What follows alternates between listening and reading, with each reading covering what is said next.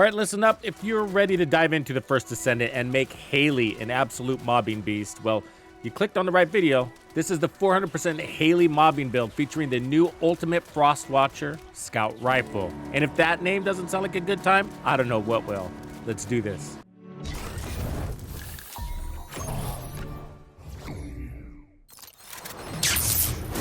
Tux makes it exciting! Maybe you're here because you love a good chaotic gunfight. Or maybe, and let's be real, you're just tired of not using your shooter in a looter shooter. I get it. Either way, this build, you're gonna dig it. Now, fair warning, it's not for everyone. Some players just want to take it easy, kick back, and hey, no shame in that. But for the guy already thinking, why not just use Frano or Bunny and do it faster? Yeah, this video is not for you. I don't know what to tell you. In fact, I'll kindly direct your attention to this video right here. Go ahead and click it. We'll wait. If you're still here, you're a Hailey fan like me. You're not looking for the easy way out. You're here for an action-packed, in-the-zone, John Wick-style experience. And that's exactly what this build brings. So strap in, because this video, this is for you.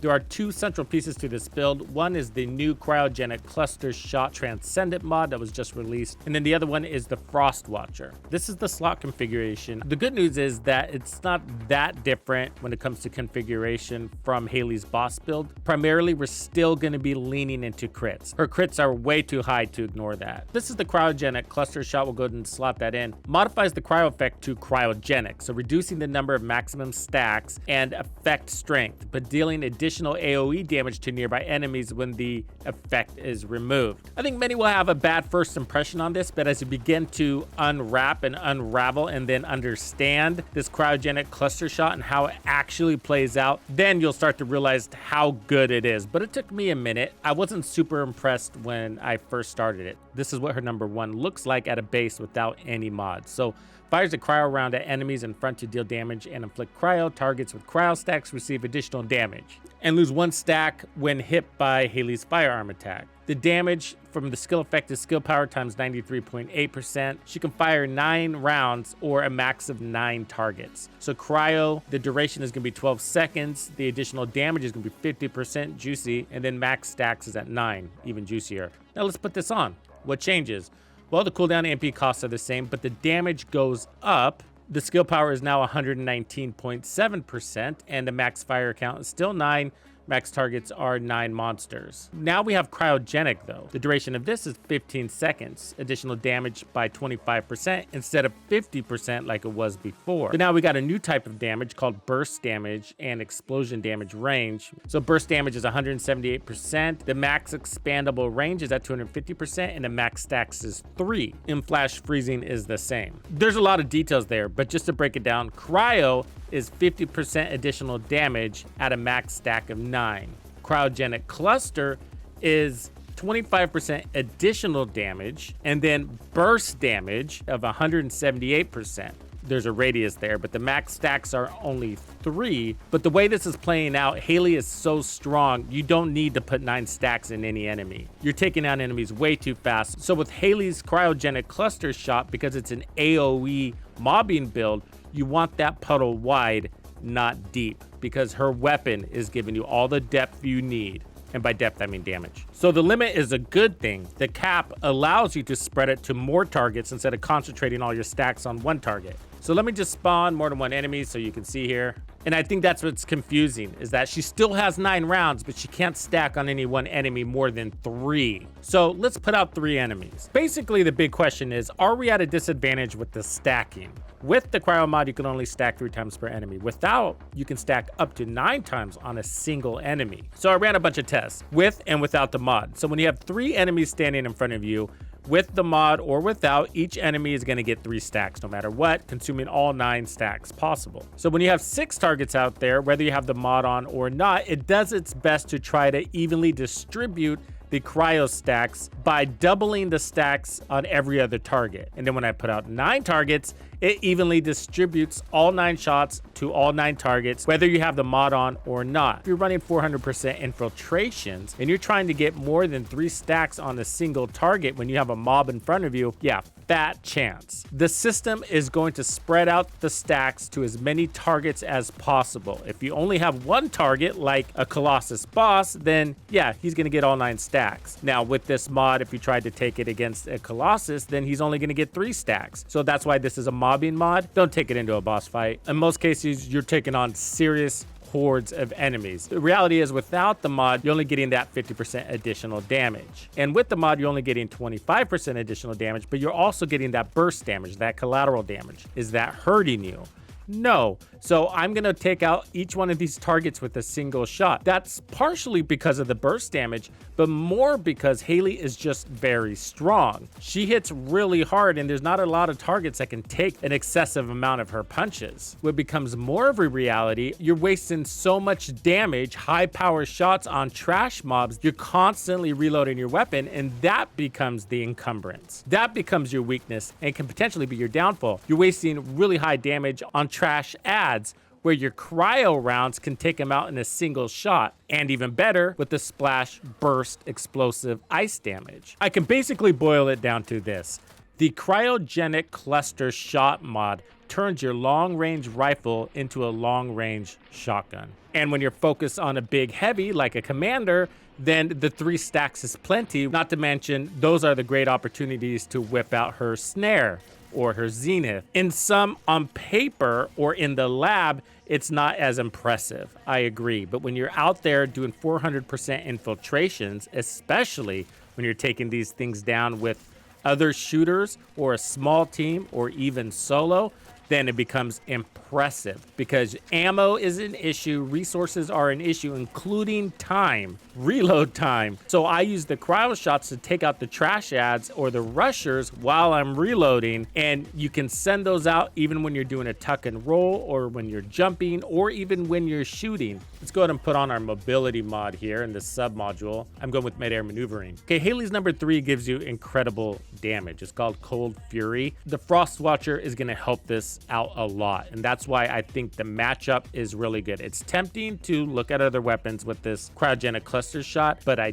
don't think you're going to want to miss out on what the Frostwatcher can do, not only from a damage perspective and range, but also the fact that it brings back Hailey's mobility. So the idea of Cold Fury is to always have it up. In order for it to always be up, she always needs mana.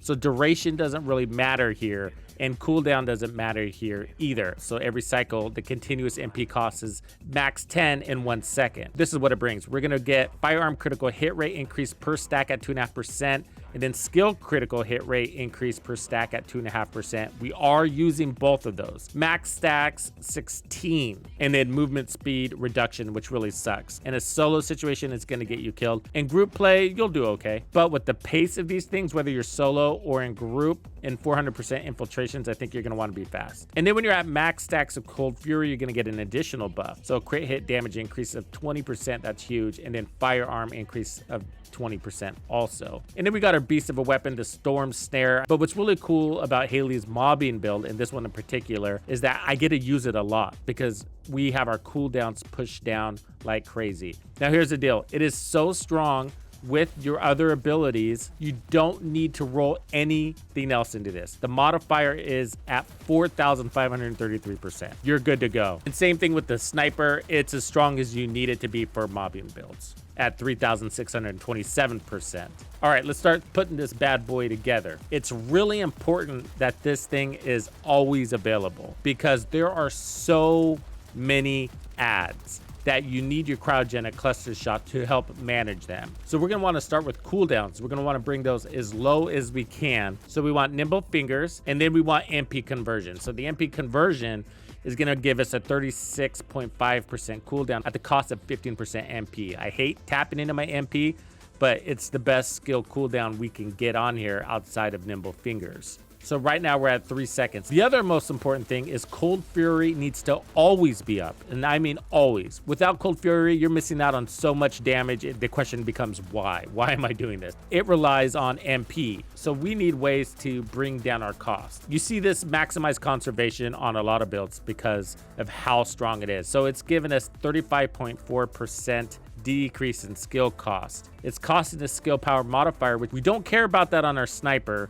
We don't care about that on our storm snare, but we do care about that on our cryogenic cluster shots. So I tested that burst damage because I really want that burst damage to be high, and nothing affects it apparently except for skill power modifier. So not singular skill power modifier, only skill power modifier. That's the only thing that seems to be affecting that. So that put a little dent in it. We're gonna have to bring that back up. So she's chill in singular on her number 1. Singular isn't gonna impact that burst damage. So if I just put the singular here, just to show you, and then save it, burst damage stays at 158%. So it doesn't help us. So if I take it off, save it, the burst damage stays at 158%. So let's put focus on chill because I want the cooldown. So that gives us 77% chill power and then skill cooldown. So let's look at it now. It's still at 158% burst damage. So not even chill affects that. But our cooldown went down to 2.5%. Now chill is still important because it affects the rest of her kit. And the weapon we use is going to decrease the enemy's resistance against chill. And so technically it gets even stronger than what we're gonna see on paper. Skill simplification, which is an attack mod, is making the largest impact to that burst damage. So if we look at it now, it's now at 243%. It's costing us on our max MP bar of 25%. Maximize conservation plays a role there, as well as our external components, which we'll get into. The other one you can choose is maximize power, which is the same modifier at 96% versus 84. So it is stronger, but it takes away 50% of your cooldown. That makes your cryo basically worthless because it's just not gonna be there very often. And you need to be spamming that thing. And we've basically tapped out all of our cooldown mods with the exception of one focus on singular, which we don't need. And we don't want to use it either. Focus on singular or any of the singulars are all modifiers. So I'm purposely avoiding that because singular skill power modifier is a drop in the bucket for her storm snare and her zenith. Chill for the elemental damage, and then skill simplification for the burst damage. So we have our base power on the build now. So let's load up on the rest of the power. She's going to be heavily focused on crit still, and that's because her number 3 loads us up on crit chance and bonus crit damage when we're at max stacks. So we're gonna start with skill concentration, big boost in crit damage. There's emergency measures for more crit damage and crit chance. So I am lifting my crit chance. And then front lines is more crit damage and skill critical hit rate. So that's all of our crit mods, leaving us with 2 spaces. Let's take a look at our crits here. So let's put on our Cold Fury. So her skill crits are at 86.5%. So her firearm crit rate is at 74% with a 4x on the crit damage, and these are gonna go up. Okay, now it's time to bring in her survivability, and we're gonna bring in our base HP. So this one is gonna basically always be there. This one is a flex slot. I change it depending on the content, and that goes like this. When you're playing in a group, shot focus. Bring in more firearm damage. It's gonna bring down your skill power modifier a little bit, but that's okay because your allies are helping out with the trash mobs. And this makes your weapon even stronger, making you more of a tool against those heavies. And that's where your allies are gonna need you. If you're taking on 400% infiltrations solo, then I found another HP mod is really good quality of life. There's that, but the other thing is when you want to use your storm snare, you're standing still, and so you're gonna take damage when you're using this thing a lot, and so you need that HP so that you can use your storm.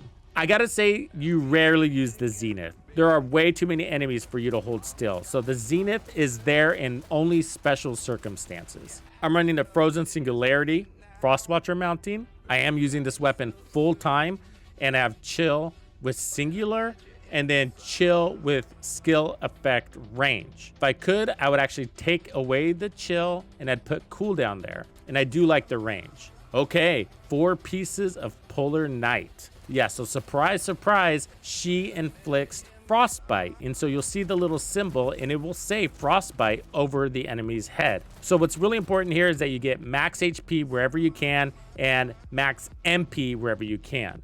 But let's take a closer look. So 2 pieces is giving us chill skill power, so we'll take it. But for each frostbite stack inflicted upon enemies, firearm crit hit damage goes up by another 1.7%. And then skill critical hit damage goes up by 6% up to 10 stacks. That's 60%.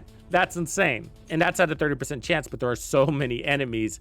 You're actually holding your buffs for the entire duration of that fight for the room. So when defeating an enemy inflicted with frostbite inflicts additional damage equivalent to 12.2% of max HP on other enemies within a 2.5 meter radius at a 30% chance also. So more damage on top of your damage. And this one is based on your max HP, which is why that second HP mod that we put on the build ends up not just being for your survivability, but for your damage output as well. So pretty cool. All right, so we got double HP and MP recovery out of combat, max MP, and then I took consumable drop rate increase modifier here and max HP. That's gonna be things like ammo, health orbs, as well as the mana orbs. I want those to be littering the ground, and that's really going to help make sure we can keep our number 3 Cold Fury always up. Her memory is max shield, which kind of sucks, but we got a good defense and then MP recovery modifier.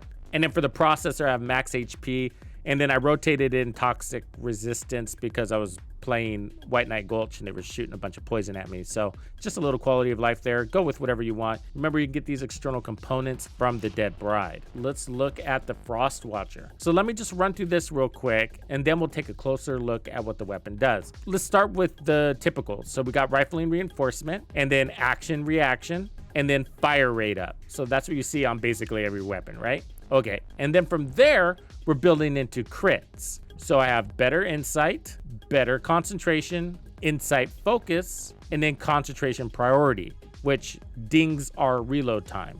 And then chill enhancement, so there's our elemental damage. For this mod, which is technically a flex mod, I decided to go with reload focus, giving us a little bit more crit damage, but I really did want that reload time modifier. Not just because I'm running concentration priority, but I felt like that was the sticking point in the difference between surviving and not surviving when I'm taking on 1,000 hordes of enemies. And then finally, I'm taking Snowflake Conductor. When attacking enemies inflicted with frostbite, a big, juicy 26% firearm attack. All of these special damages from Polar Night and from that mod and her skills are great damages on any weapon. But on a weapon like the Frostwatcher with a really nice base damage, it's even more meaningful. This thing is slaughtering enemies. When I first used it, I didn't have a great first impression, but as I started to figure it out and spend more time with it, I became impressed. As far as the stats, I got firearm attack, crits, and then chill attack. On landing a critical hit on an enemy at a certain distance, unique ability Cold Surveillance is applied to the target. So that's a 12.5 meter. All the distance things related to this are all 12.5 meters. So Cold Surveillance. Trigger rate is at 100%. Trigger distance is at 12.5 meters. The duration is 7 seconds, and you can stack that 3 times. What it does is it brings down the enemy's chill resistance by 10% and then 5% per stack. Because I've maxed this weapon out, its unique ability, I have no impact to movement speed while I'm aiming or not aiming. So when you defeat an enemy, it grants self the unique effect Chill Synchronization. While Chill Synchronization is active, it ignores movement speed reduction by Hailey's Cold Fury. So that Cold Fury makes her feel like she's walking through wet concrete. This puts your speed and agility back where you need it to be in order to survive this type of content solo. Then it kind of transitions back into that slow running mode. It doesn't just instantly get slow like you ran into a brick wall or something. So there seems to be a curve to it. So hitting the weak point of an enemy at a certain distance, not killing them, but just hitting their weak point. So let's just say headshots for most of these guys. Grant self Sub-Zero sensation. So Sub-Zero, the trigger rate is 30% of the time at a distance of 12.5 meters. Duration is 7 seconds, and that's going to give you a 32% chill skill power. Crazy, right? And another detail I should mention is that this weapon, you see me aiming down sight and through scope a lot, but the reality is that it does really well hip firing. You should integrate that because it handles nicely. All right, let me know what you guys think and let us know any ideas you would have on this build. Thank you for hanging out with me. My name is Tuxedo Bandido. That's Tito Bandido. One and only. And this was another episode of The First Descendant. If you found this video helpful, subscribe, like, and turn on notifications to ensure you don't miss out on the fantastic experiences waiting for you in The First Descendant. And if you like videos like this, check out the one I have recommended for you right here. If you have anything you want to see covered, be sure to let me know in the comments below. And thank you to all the channel members and donors who make everything possible. Tux Nation wouldn't be without you. When you buy or download anything for The First Descendant, be sure to use Tux's creator code to support the channel. Easy peasy.